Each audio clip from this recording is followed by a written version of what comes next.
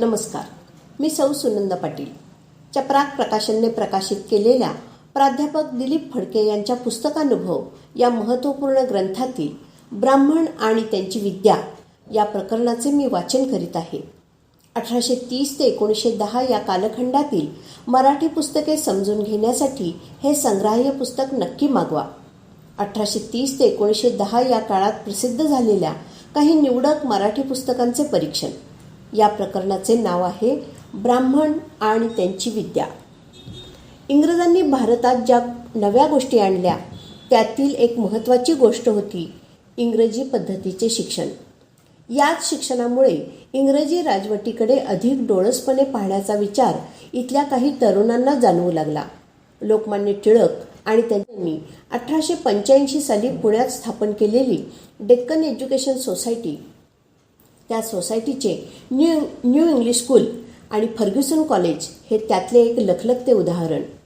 ह्या कामात लोकमान्य टिळकांबरोबर त्यांचे जे सहकारी होते त्यातल्या प्रोफेसर महादेव शिवराम गोळे यांनी ब्राह्मण आणि त्यांची विद्या हा ग्रंथ 1895 लिहिला. त्यावेळी प्रोफेसर गोळे हे फर्ग्युसन महाविद्यालयाचे प्रिन्सिपल होते. प्रोफेसर गोळे यांचा हा ग्रंथ म्हणजे शिक्षणाबद्दलचे एक सखोल चिंतनच आहे असे म्हणावे लागेल. ग्रंथलेखक म्हणून प्राचार्य गोळे ह्या ग्रंथाकडे आणि त्यातील विषयाकडे किती गांभीर्याने पाहत होते ते त्यांनी सुरुवातीसच वाचकांना केलेल्या विनंतीवरून लक्षात यावे. हा ग्रंथ वाचकाने कसा वाचावा हे वाचकाला ते विलक्षण गांभीर्याने सांगत आहेत. लिहितात, अनुभवाच्या व अवलोकनाच्या गोष्टी येताच वाचकास अडखळल्यासारखे होईल व क्षणभर डोळे मिटून विचार केल्यावर पुढे जावेसे वाटेल व अशा रीतीनेच वाचकांनी हा ग्रंथ वाचावा. तो भरकन एकदा वाचून टाकू नये अशी त्यास माझी प्रार्थना आहे. त्यांना वाचकांकडून पुस्तकावर सविस्तर अभिप्राय अपेक्षित आहेत, पण ते देखील विचारपूर्वक लिहावेत असे ते वाचकाला सांगत आहेत. पुस्तक वाचून झाल्यावर व ज्या गोष्टीचा विशेष विचार करावा असा वाटेल त्यांचा विचार झाल्यावर सर्वांनी आपापले अभिप्राय मला कळविण्याची तसदी घ्यावी. कोणीही उतावीळपणे किंवा आवेशात अभिप्राय लिहू नयेत. पुस्तकाच्या नावात ब्राह्मण समाजाचा ठळक उल्लेख आहे. तो वाचून हे पुस्तक ब्राह्मण समाजाबद्दलचेच असावे असा वाचणाऱ्याचा सुरुवातीस समज होऊ शकतो, पण प्रिन्सिपल गोळे यांनी ब्राह्मण या शब्दाचे जे निरूपण केलेले आहे ते वाचकाला अचंबित करणारे आहे. पुस्तक वाचताना ब्राह्मण म्हणजे कोण समजावे? देशस्थ, कोकणस्थ, कुऱ्हाडे आणि सारस्वत ब्राह्मण, कायस्थ आणि पाठारे प्रभू व ज्या दुसऱ्या शुद्ध विद्याव्यासंगी जाती असतील त्या सर्वांचा ब्राह्मण या शब्दात समाहार केलेला आहे असे समजून पुस्तक वाचावे असे प्रिन्सिपल गोळे सांगतात. विद्यार्थ्यांच्या शरीराचा ऱ्हास, मानसिक शक्तीचा ऱ्हास, अभ्यासाचा, शिक्षणाचा व विश्रांतीचा काळ, व्यायाम, ब्राह्मण विद्यार्थी आणि युनिव्हर्सिटी, शारीरिक ऱ्हासाविषयी आणखी थोडा विचार, ब्राह्मण समाजाची वृद्धावस्था, शरीर सामर्थ्याचे महत्त्व, ब्राह्मणांच्या कर्तव्याचे दिग्दर्शन, नवीन शिक्षणाचे हेतू व दिशा, नवीन शिक्षण पद्धती, विशेष कर्तव्यांविषयी अशी एकूण 13 प्रकरणे पुस्तकात आहेत. सुरुवातीच्या प्रकरणातच गोळे ब्राह्मणांवर शरसंधान करतात. ब्राह्मण हा शिक्षणाची कास धरणारा समाज आहे जो समज सर्वत्र पसरलेला दिसतो.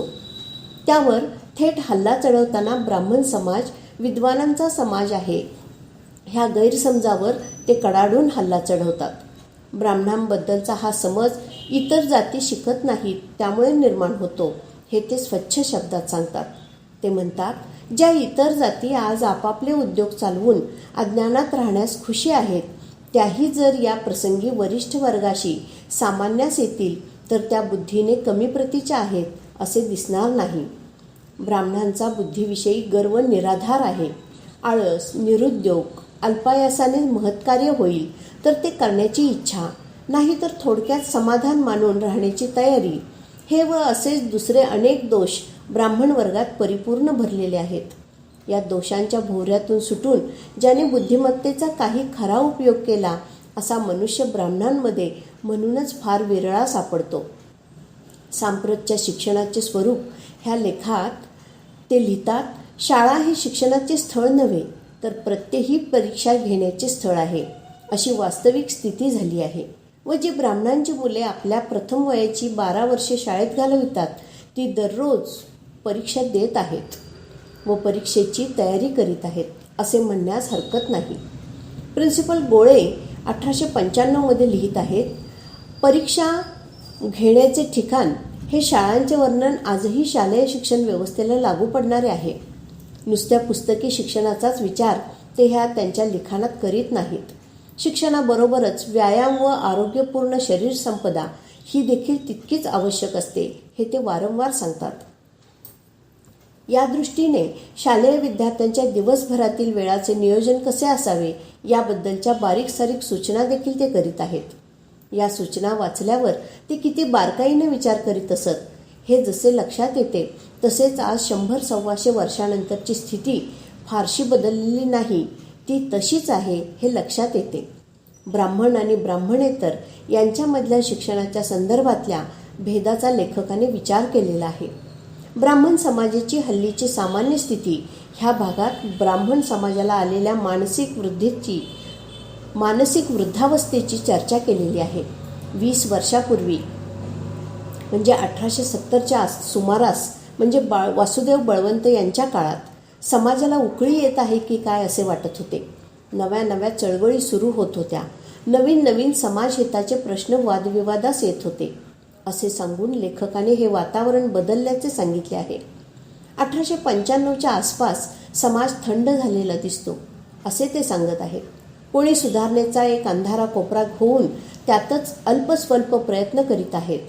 कोणी सुधारणेच्या विरुद्ध पक्षास मदत करीत आहेत व कोणी इतके अजागळ आहेत की ते आपले पोट भरीत आहेत एवढीच त्यांची बडीजाव समजली पाहिजे. या शब्दात ते त्या परिस्थितीचे वर्णन करतात. एखाद्या व्यक्तीप्रमाणे समाजाला देखील बाल्य, तरुण, प्रौढ व वृद्धावस्था असते, असेच सूत्र ते मांडतात. श्रमाचे काम करण्याच्या संदर्भातील ब्राह्मण समाजातील औदासिन्यावर तर ते त्वेषाने तुटून पडलेले आहेत. शाळे वाचून ब्राह्मणास काही यावयाचे नाही. लिहिण्या वाचण्याची सरकारी नोकरी किंवा तशीच खाजगी नोकरी, वकिली, डॉक्टरी, इंजिनिअरी इत्यादी म्हणजे ज्या कामास बुद्धीचा खर्च फार, शारीरिक श्रम बेताचे असा काही धंदा करण्याकडे ब्राह्मणांचा कल अधिक. ब्राह्मण जातीय कर्त्या पुरुषांपैकी 90% लोकांस परतंत्र झाल्या वाचून इलाज नाही, असे ब्राह्मण समाजाचे वर्णन करून प्रिन्सिपल गोळे लिहितात की ही कुणब्यांची उन्हाळ मुले रस्त्यात खेळत आहेत. त्यास फुकट लिहिणे वाचणे शिकवा. काहीतरी सत्कार्य एकजुटीने करा, मग ते कोणत्याही प्रकारचे का असेना. असे सांगितल्यास कोण रिकामा बास करतो, असे उत्तर मिळेल. म्हणजे बुद्धी कुजून व्यर्थ जाईल, परंतु स्वतःच्या किंवा दुसऱ्याच्या ती उपयोगी पडणार नाही. हे ब्राह्मण समाजाचे वर्णन लोकमान्यांच्या निकटच्या सहकार्याने केलेले आहे. हे पाहिले तर त्याचे वेगळेपण लक्षात यावे. जर ही ब्राह्मण जात वेळेवर सावध होऊन स्वतःचे खरे सामर्थ्य व खरे कर्तृत्व दाखविण्याच्या स्वतंत्र खटपटीस लागली नाही तर मिशीस लावण्यापुरताही तुपाचा अंश घरात नाही, अशी स्थिती येईपर्यंत आतल्या आत हाल सोसावे लागतील. व पुढे जी स्थिती येईल ती शब्दांनी कशास लिहावी, इतकी स्पष्ट धोक्याची घंटा ते वाजवीत आहेत. ब्राह्मण आणि ब्राह्मणेतर समाजाची तुलना करून ते सांगतात की ब्राह्मणांनी श्रुती स्मृती पुराणोक्त धर्माची सुधारणा करण्याचे सोडून देऊन तुकाराम पंथाचा प्रसार करण्याचे ब्रीद अंगीकारावे. तुकारामाच्या गाथेत सामाजिक सुधारकास हर तऱ्हेची नीतिपर बोधाची उत्तम प्रमाणे सापडतील. तुकारामा इतका धर्माचारात स्पष्ट वक्तेपणा व स्पष्ट कर्तृत्व अंगी असल्यास आणखी काय पाहिजे. टिळकांचे सहकारी असूनही आपल्या चर्चेच्या ओघात गोळ्यांनी केसरीमधली परंपरावाद्यांची काही मते राष्ट्रीय सभेत समाज सुधारणांच्या संदर्भात विचार करायला परंपरावाद्यांचा असलेला विरोध यासारख्या विषयावर कडाडून हल्ला चढविला आहे. तुकाराम, रामदास, नामदेव आदी संतांच्या समाज सुधारणावादी विचारांचा जोरदार पुरस्कार केलेला आहे. ज्ञानेश्वर व रामदास यांची संतांमध्ये गणना होण्यासही कारण त्यांनी संस्कृताबाहेर जाऊन विचार व रचना केली. ती तशी केली नसती तर वामन पंडिता इतपत कामगिरी त्यांच्या हातून झाली असती. अशी अनेक धाडसाची विधाने ते करतात.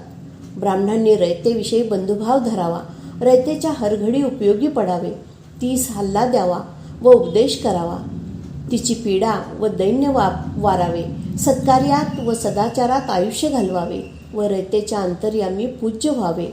पण माझ्या ब्राह्मण बांधवांस बंधुप्रीतीचे, लोकानुकपणाचे, धर्मप्रवृत्तीचे व नित्य परमार्थाचे जे खरे प्रमेय, खरे हृदत ते केव्हा कळेल ते कळो.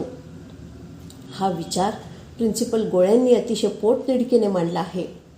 म्हणूनच प्रिन्सिपल गोळ्यांचा हा ग्रंथ आजही ब्राह्मण समाजातल्या धुरीणांनी व इतर समाजातल्या अभ्यासकांनी देखील आवर्जून वाचला पाहिजे. ग्रंथ संदर्भ सौजन्य सार्वजनिक वाचनालय, नाशिक.